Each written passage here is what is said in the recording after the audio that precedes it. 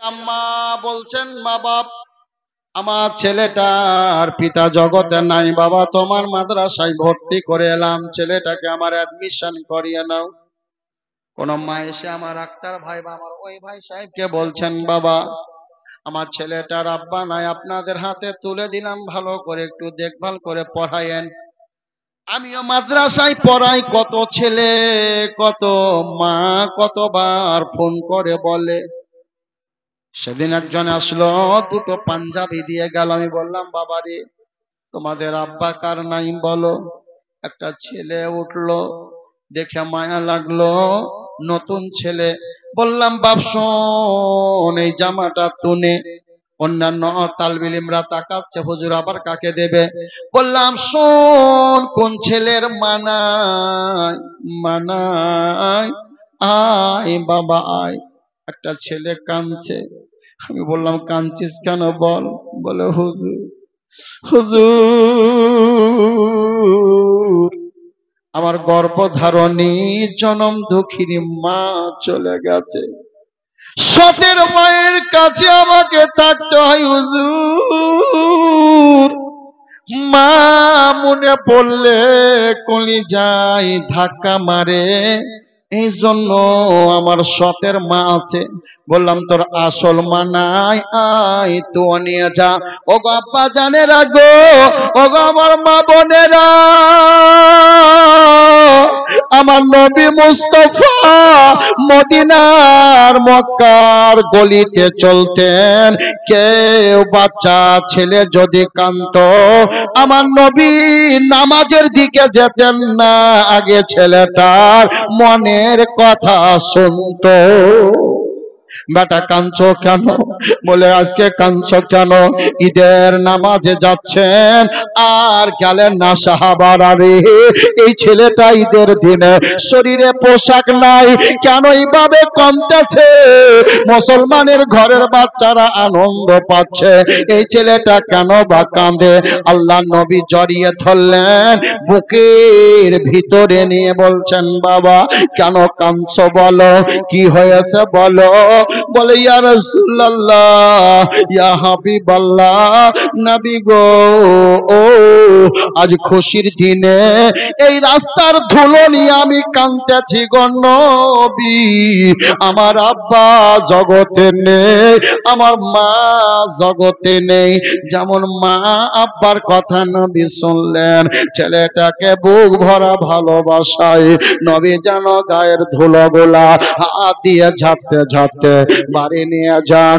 নিয়ে যাওয়ার পরে বলছেন, ও আমার আয়েশা রে, ছেলেটার আব্বা নাই, ছেলেটার মা নাই, শোনো শোনো শোনো, ও প্রাণের বিবি শোনো, ছেলেটার গোসল করাও, ছেলেটাকে পোশাক পরিধান করিয়ে দাও। বলতে চাইলাম বাপজিরা, আমার নবী মুস্তাফার আদর্শ এতিমদের সেবা করেছে, আমার নবী মুস্তাফার আদর্শ এতিমদের ভালোবেসেছে, যার জন্য আল্লাহ রব্বুল আলামিন সূরার নাম মাউন, এই সূরাতে আল্লাহ রব্বুল আলামিন বলেন, আরাআইতাল্লাযী ইউকাযযিবু বিদ্দীন ফাযালিকাল্লাযী ইয়াদউল ইয়াতীম। এতিমের কথা কোরআনেতে এসেছে, যারা এতিমকে ভালোবাসবে, এতিমদের মাথায় হাত বোলাবে, আমার নবী খুশি হয়ে যাবে, আল্লাহ রাজি হবে, আর এতিমদের দোয়াতে ওই বান্দা বান্দি আল্লাহর জান্নাত পেয়ে যাবে। জোরে বলা যাবে না সুবহানাল্লাহ?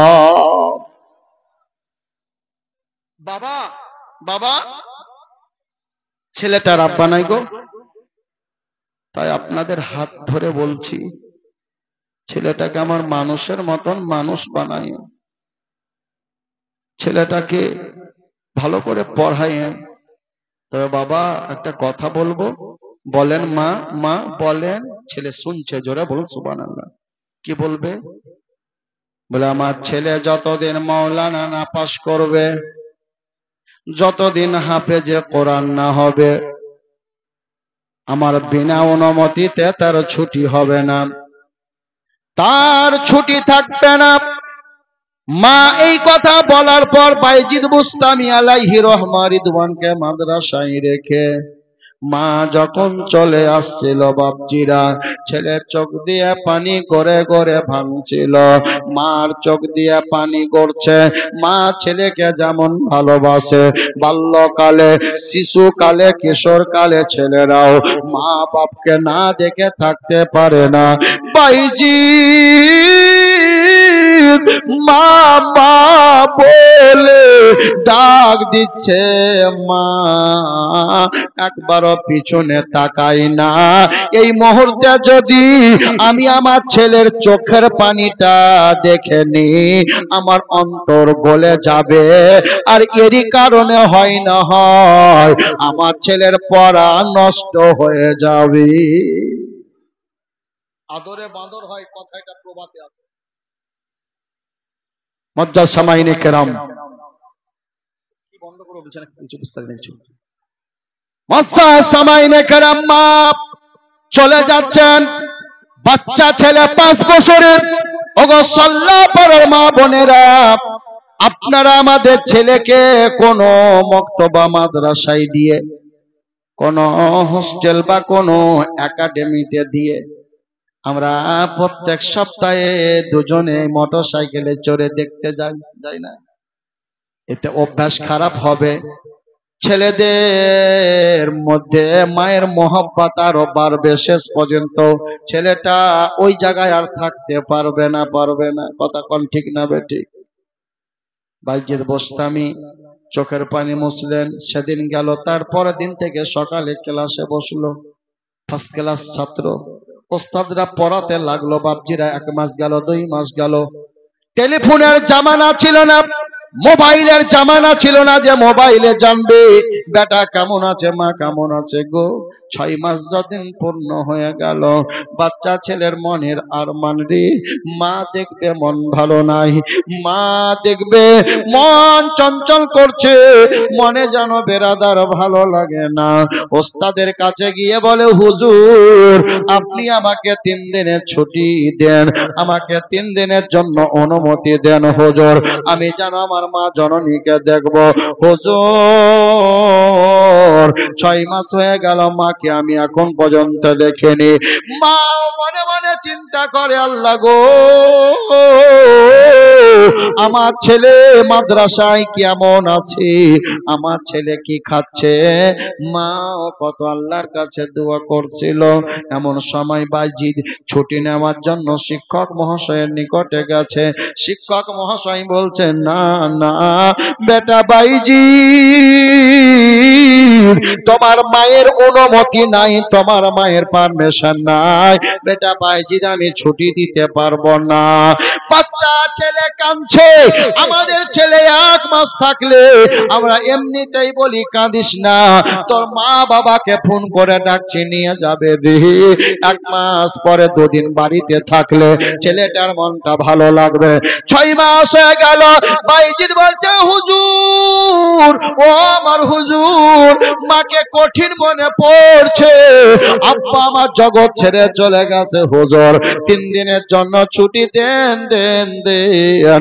ওস্তাদের মায়া এসে চাই, ওস্তাদের মায়া করতে লাগলো। বেটা বাইজি তোমার মার নিষেধ আছে, ছুটি চাইছো, তবে বেটা বাইজি তোমাকে ছুটি দিব একটা শর্তের উপরে, জোরে বলা যাবে না সুবহানাল্লাহ। বেটা বাইজিদ গো, তোমাকে একটা শর্তের উপরে আমি ছুটি দিতে রাজি আছি। যদি বেটা বাইজিদ 3 দিনে আমি যে সাবজেক্টটা পড়াবো, এই 3 দিনের পড়া আজকেই কভার করে তোমাকে অগ্রিম শোনাতে হবে। আমি তোমার মাকে বলতে পারবো, মা আপনার ছেলেকে ছুটি দিয়েছি, তবে পড়া থেকে ছুটি দেয়নি। আজ পর্যন্ত লাইফে আমরাও ছিলাম না, ছুটি নিলে পড়া গেল, 3 দিন থাকলাম না, আমাদের 3 দিনের পড়া মাইনাস হয়ে গেল। বলছে বাবা এই 3 দিনের পড়া অগ্রিম শোনাতে হবে, তবেই গিয়ে ছুটি দেওয়া হবে। একবার দরুদ পড়ো, আল্লাহুম্মা।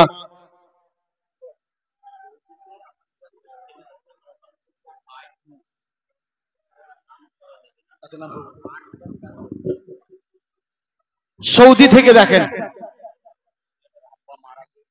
আব্বাজান ইন্তেকাল করেছে, ছেলে সৌদি থেকে ফোনের মারফত এই মাদ্রাসাকে ভালোবেসে রাসূলুল্লাহর মহব্বতে ৮,০০০ টাকা, নারায়ে তাকবীর, নারায়ে রিসালাত, ৮,০০০ টাকার দাতা যোগ্য মায়ের বেটা সৌদি আরব থেকে, নারায়ে তাকবীর, নারায়ে রিসালাত, ইয়া রাসূলুল্লাহ, মায়ের বেটা।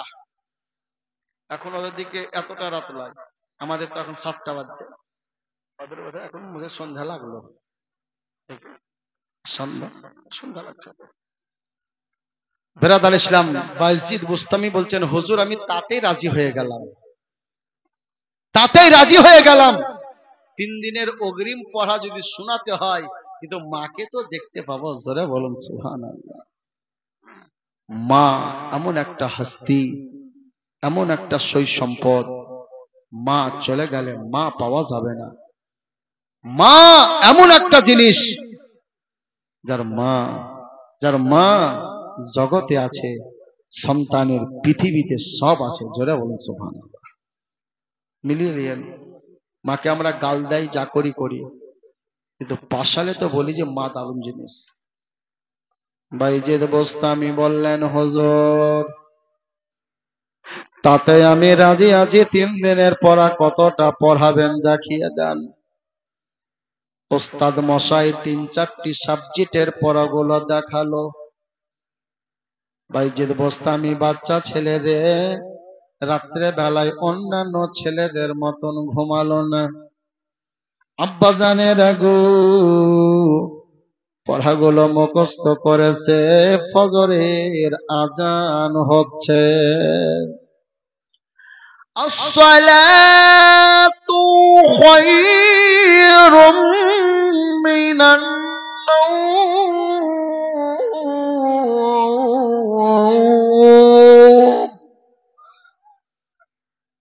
ঘুম চাইতে নামাজ অতি উত্তম। বাজিদ দাঁড়িয়ে, হুজুর সবকটা শুনলেন। বলে বেটা আজান হলো, নামাজ পড়বো। বলে না, পড়াটা আগে শোনেন, নামাজের জামাত এখনো দেরি আছে। হায়রে আদবদার সন্তান আব্বা হারারি সুন্দরভাবে অগ্রিম 3 দিনের পড়া মুখস্থ শুনিয়ে দিয়েছে। জোরে বলুন আলহামদুলিল্লাহ। ফজরের নামাজ হলো, নামাজের পর সালাত ও সালামের পর বাজিদ ব্যাগটিকে নিয়ে নিজের জামা কাপড় গোলা গছিয়ে ব্যাগের মধ্যে পুরে এবার বাইজিদ মায়ের ঘরের দিকে রওনা দিয়েছে। তদানীন্তন কালে বাস ছিল না, মোটর সাইকেল ছিল না। আব্বাজান বাইজিদ পায়ে হেঁটে হেঁটে হেঁটে হেঁটে এতটা রাস্তা একাই হেঁটেছে যে দুপুর হয়ে গেছে। আচ্ছা, দুপুর হয়ে গেছে, খিদা লাগবে কি লাগবে? আজকে মাটি দেওয়ার পরে জলসাতে আসতে লেগে আমি মাদ্রাসারও ভাত খাইনি। সব ছেলে চলে গেছে, পরিবেশন করার লোক নাই, তালা লাগা বডি। এধারে এবার বাড়িতে যদি খেতে এসে বলতে মুলবি দুয়া করলে না, চলে গেল। তা আমার ব্যথা দেখে বুঝবে না, হ্যাঁ? আর আমাকে যে হুজুর তাহলে বহুত দেরি হয়ে যাবে, মাটি দিলে 3টা বাজবে 4টা, তাহলে ইনশাল্লাহ এসার আগেই পৌঁছাবো। তাড়াতাড়ি আবার মুরারের হোটেলে ভাত খেলাম, নিয়ে গাড়ি ধরলাম 3টার সময়। দায়িত্ব আছে, বক্তাদেরকে অনেক সময় অনেক রকম পরিশ্রম করতে হয়। আমার দুর্ঘটনা আপনার শুনেননি, এখনো পায়ে আমার ক্র্যাক আছে, রড ভেড়া আছে, 10খানা স্ক্রুপ দিয়ে ব্যান্ডিং করা আছে। আব্বাজানের এই জলসা করে যাচ্ছিলাম তাড়াহুড়া করে, আর বেরাদার ইসলাম এক বাবরচি, বুঝলেন, আমি নিব না, জোরহাত করছি গো যে আমি রাত্রে 3টা টানি না কোনোদিন, আর এটাও আইনের খেলাফ। রাত্রে পুলিশ প্রশাসন আমাদের কাছে সব থাকে। এক জায়গাতে তো এমনি করে নিয়ে চলে গেছিল, ওই আপনাদের বর্ডারে, আর যাবো না কোনোদিন বর্ডারে না। बाप रे बाप, मुझे 44 लागू আছে। आपका इतना बड़ा हिम्मत है जब इधर आ गए। मुझको अगर जानकारी था तो किस लिए मैं आते यहाँ पे, मुझको जानकारी नहीं था पहले। আমি জানিয়ে না বলি তো আমি এসছি, আমি আলাদা মানুষ। দিয়ে আবার বললে দেখাইয়ে প্যান কার্ড, দেখাইয়ে দেখালাম। এটা হয়েছিল আপনার ওই মিঠিপুর বোলতলা বর্ডারের দিকে। একটা জায়গায় গেছিলাম সোনার পাড়া, ওখানে জলসা করতে গিয়ে আমি বলি নদী ভালো লাগছে গরমের দিন, তো চল নদীতে ঘুরে আসি। কে জানে যে নদী ঘুরতে গেলে তারবে, বাংলাদেশের গরু এখান থেকে আমাদেরকে ফায়ারিং করে দেখেন। আর সেদিন হয়তো বাপ মার চা হোক বা আমার হুজুরের দোয়া ছিল, তিনটাকে শেষ করে দিত গো, চোখের সামনে রাখালকে মেরে বেরিয়ে শেষ করে দিত, চোখে কাঁপছে। আমরা বেরিয়েছিলাম বাড়ি থেকে। এই জন্য আমার রাসূল বলছে যখনই বাড়ি থেকে পা রাখবা বিসমিল্লাহি তাওয়াক্কালতু আলাল্লাহি তাআলা ওয়ালা হাওলা ওয়ালা কুওয়াতা ইল্লা বিল্লাহ, আল্লাহ হেফাজত করনে वाला, জোরে বলুন সুবহানাল্লাহ।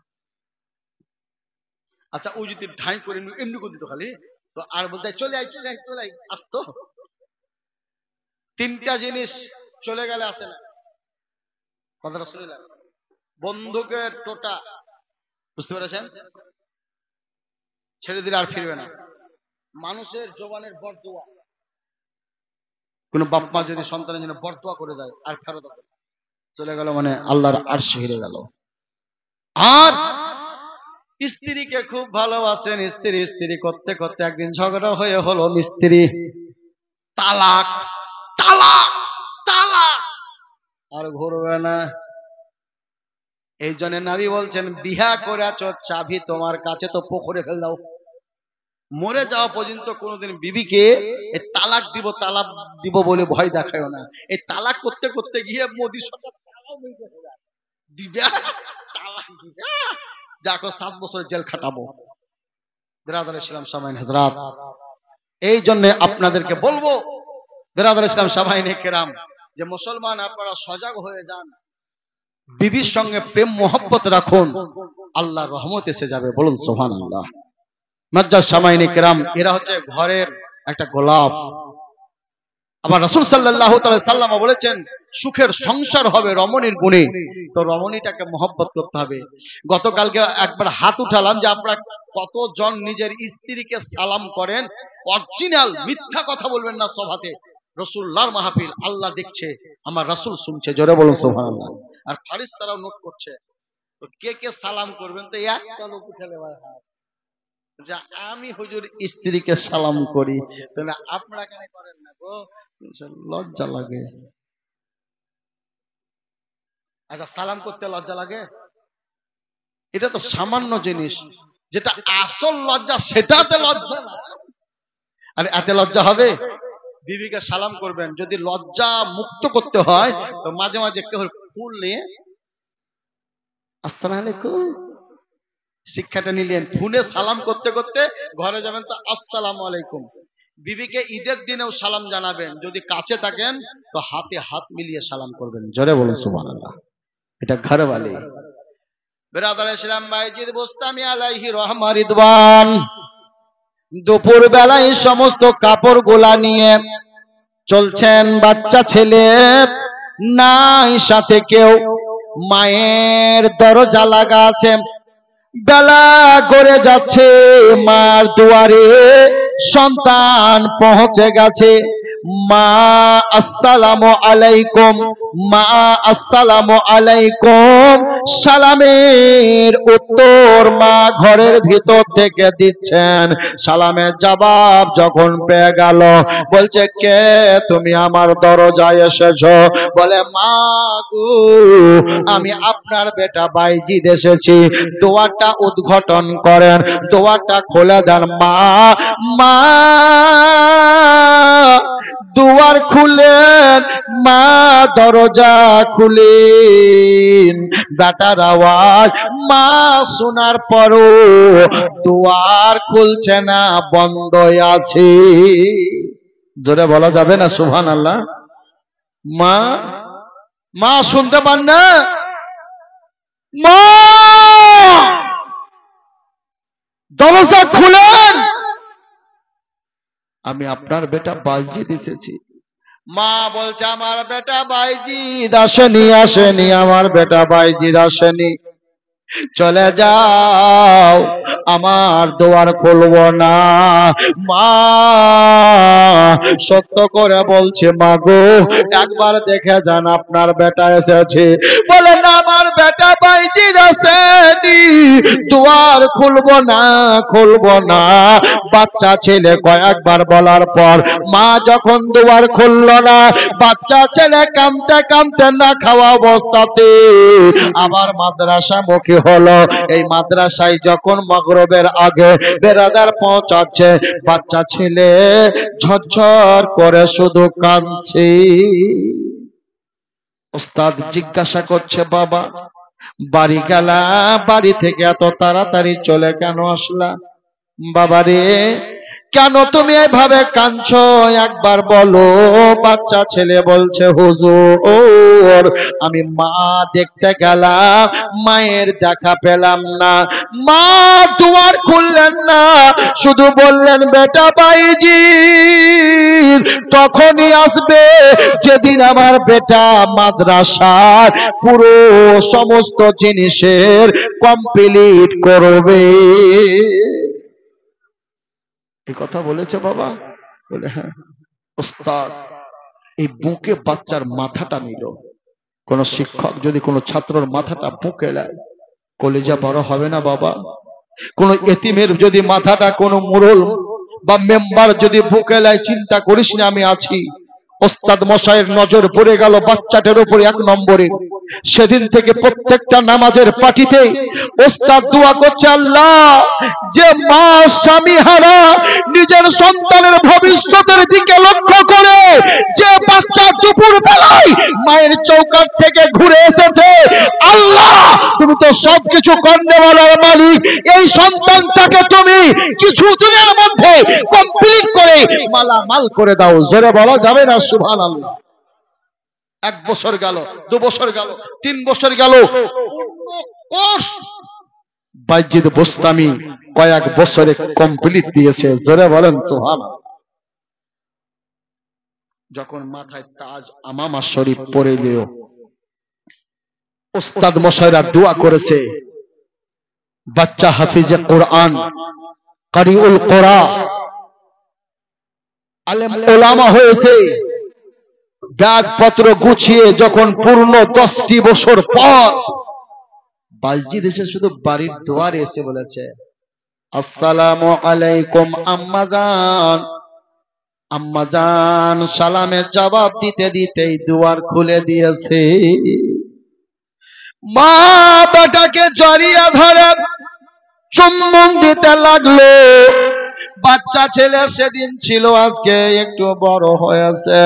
মা জননীর বুকে মাথা দিয়ে কাঁদছে, মা গো সেদিন আপনার বেটা বাইজিদ 5 বছর বয়সে আপনাকে 5-7 বার ডেকেছিলাম মা, আপনি দুয়ার খুলেননি, দরজা খুলেননি, আপনি কপাট খুলেননি। তবে মা আজ বলতে না বলতেই কেন দরজা খুললেন?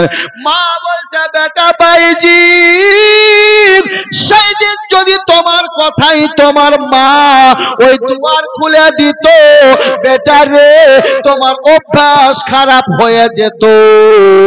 লেখাপড়া ছেড়ে মার দরজায় ঘন ঘন আসলে পড়াতে ডিস্টার্ব হতো, যার জন্য বুকে পাথর বেঁধেছিলাম বেটা। ও বেটা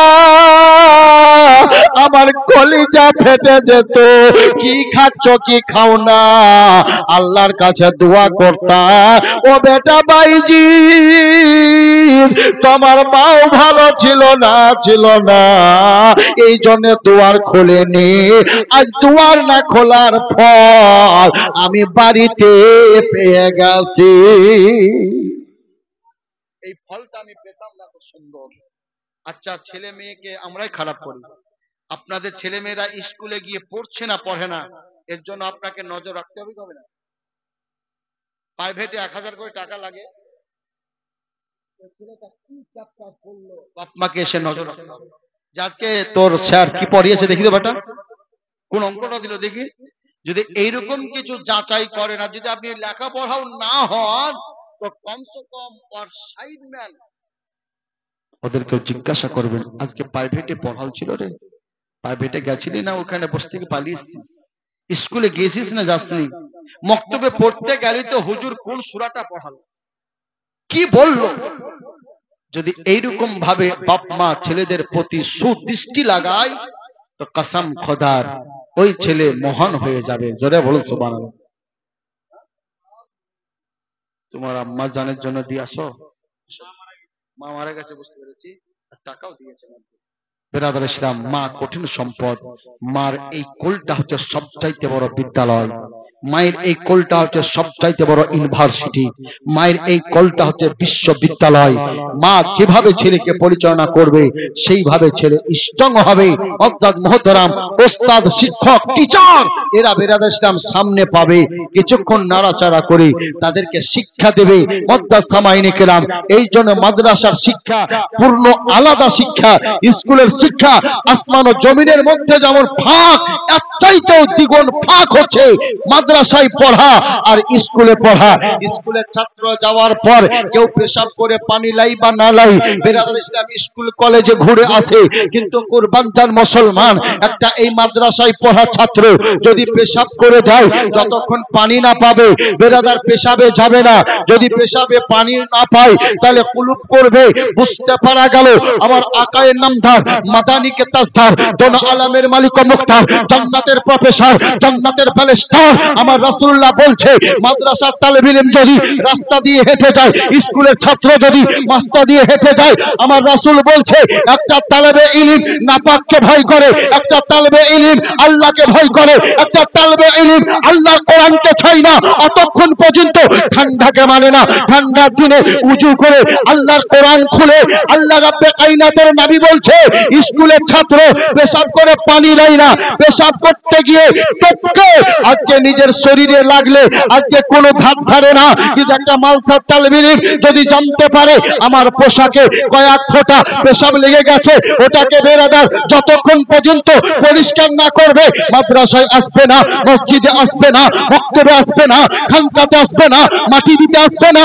নবী বলছেন উম্মতরে, আজকে স্কুলের ছাত্র যদি রাস্তা দিয়ে যায় আল্লাহর ফেরেশতা যায় না, আল্লাহর ফেরেশতা তাদেরকে গাইড করে না। কিন্তু একটা মাদ্রাসার ছাত্র যদি সল্লা পা দিয়ে হেঁটে যায়, আল্লাহর ফেরেশতাদের কমান্ডার জিবরিল আমিন তাকে ঘাড়ে নিয়ে নেয়। জোরে বলেন। তাহলে এই শিক্ষা দরকার লাগবে না লাগবে না? এই শিক্ষা দরকার আছে না নাই? হাত উঠাই বলেন তো। শিক্ষা দরকার আছে। আর তালিম যতদিন এই কোরআন পড়ে আল্লাহ পড়ার এই মাথা থেকে ওই মাথা যাবে, বড় ধরনের গজব আসবে না। জোরে বলেন, জোরে বলেন। মাদ্রাসা তৈরি করেছে, মাদ্রাসা চালাই, টাকা দিলে আমি বললে তো হুঁশ উড়ে যাবে আপনাকে। চলেন মাদ্রাসা দেখে দিচ্ছি, দেখালাম তো ক্যালেন্ডার। হিন্দুর ব্যক্তি 1 লাখ টাকা হাতে দিয়ে দিয়েছে। হিন্দুর ব্যক্তি হুজুর মাদ্রাসা চালান, খুশি হয়ে গেলাম আমি। আপনার মাদ্রাসা 50,000 করে টাকা নেন হুজুর মাদ্রাসা করেন। বাগানে ফুল যদি থাকে তো ওই বাগানে মানুষের জম ধরে।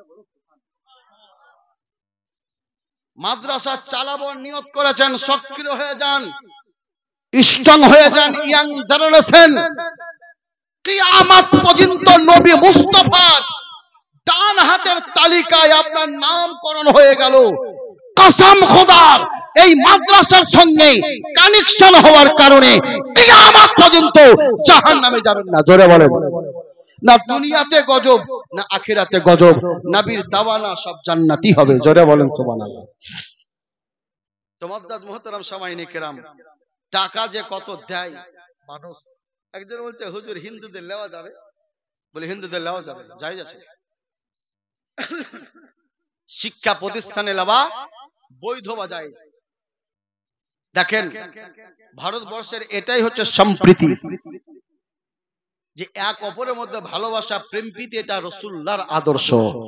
কোন মানুষকে ঘৃণা করা যাবে না, চাহে লোকটা জাতে ডোম হোক, ম্যাথর হোক, মুসলমান হোক, আর হিন্দু হোক, সাঁওতাল হোক, শিখ হোক, ঈসাই হোক, মানুষ হয়ে তোমরা মানুষকে ভালোবাসবে, এই শিক্ষা আমার নবী দিয়ে গেছে। জোরে বলা যাবে না সুবহানাল্লাহ? কোরআন বলছে লাকুম দিনুকুম ওয়ালিয়া দিন। ওদের ধর্ম ওদের কাছে, আমাদের ধর্ম আমাদের কাছে। কোন ধর্মকে ঘৃণা করা যাবে না, যাবে না, যাবে না। মুআজ্জাজ সামাইনে কেরাম, আল্লাহ রাসূল সাল্লাল্লাহু আলাইহি সাল্লামের আদর্শ মোতাবেক যদি এই মুসলমান চলতো তাহলে ভারতবর্ষে গন্ডগোল লাগতো? লাগতো? ওদের কিছু পাওরো, আমাদের কিছু পাওরো।